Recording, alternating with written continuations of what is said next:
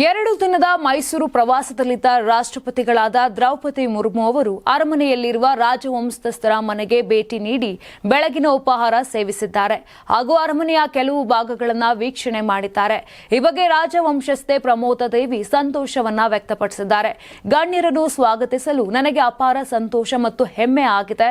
ನನ್ನ ಆಹ್ವಾನವನ್ನ ಸ್ವೀಕರಿಸಿ ಗೌರವಿಸಿದ್ದಕ್ಕಾಗಿ ಹೃತ್ಪೂರ್ವಕ ಧನ್ಯವಾದಗಳು ಅಂತ ಪತ್ರಿಕಾ ಪ್ರಕಟಣೆಯ ಮೂಲಕ ತಿಳಿಸಿದ್ದಾರೆ. ಅರಮನೆಯಲ್ಲಿ ಬೆಳ್ಳಿ ತಟ್ಟೆಯಲ್ಲಿ ಗಣ್ಯರಿಗೆ ಉಪಹಾರದ ವ್ಯವಸ್ಥೆ ಮಾಡಲಾಗಿತ್ತು. ಎಳನೀರು, ಕಿವಿ ಫ್ಲಮ್, ಪಪ್ಪಾಯಿ ಸೇರಿದಂತೆ ಹಲವು ಹಣ್ಣುಗಳು ಇಡಲಾಗಿತ್ತು.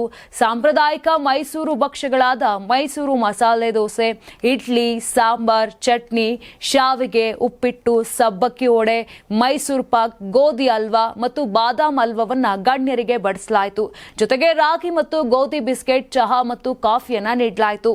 ಉಪಹಾರದ ಬಗ್ಗೆ ಸಂತೋಷ ವ್ಯಕ್ತಪಡಿಸಿರುವ ರಾಷ್ಟ್ರಪತಿಗಳು ಉಪಹಾರದ ನಂತರ ಅರಮನೆಯ ಕೆಲವು ಮುಖ್ಯ ವಿಭಾಗಗಳನ್ನು ವೀಕ್ಷಣೆ ಮಾಡಿದ್ರು. ಉಪಹಾರದ ಬಳಿಕ ರಾಷ್ಟ್ರಪತಿಗಳ ಜೊತೆ ರಾಜವಂಶಸ್ಥರು ಫೋಟೋವನ್ನ ಕ್ಲಿಕ್ಕಿಸಿಕೊಂಡಿದ್ದಾರೆ. ನಿಮ್ ಮಗು ಅಳ್ತಿದ್ಯಾ? ಹಾಗಾದ್ರೆ ನಿಮ್ ಮಗುವಿಗೆ ಜೀನಿ ಸರಿ ಇಟ್ಕೊಡಿ.